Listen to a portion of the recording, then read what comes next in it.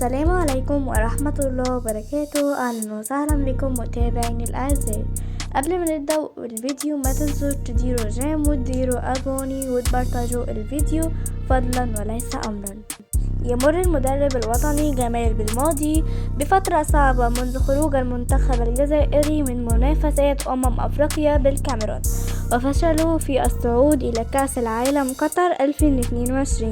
فبعدما وصل بالماضي إلى قائمة أفضل 5 مدربين على مستوى العالم في 2021، ابتعد مدرب الخضر عن قوائم أفضل المدربين. وكشف موقع قائمة أفضل 50 مدربا على مستوى العالم خلال عام 2022، وشهدت القائمة غياب المدرب الوطني للخضر رغم حصوله على أجر ضخم يضاهي كبار مدربي العالم.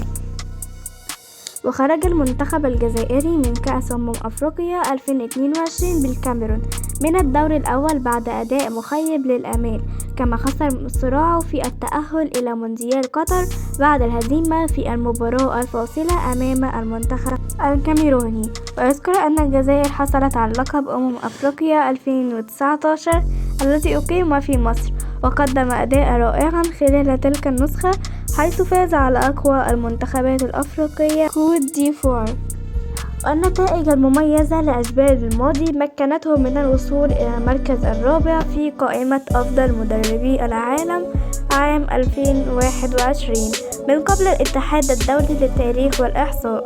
ومدد الاتحاد الجزائري لكرة القدم مؤخرا عقد مدرب الخضر حتى عام 2026، ويسعى بالماضي إلى تجديد دماء المنتخب الوطني وإضافة عناصر جديدة للقوام الرئيسي لمحاربي الصحراء، وطبعا بالتوفيق للمنتخب الجزائري وبالماضي.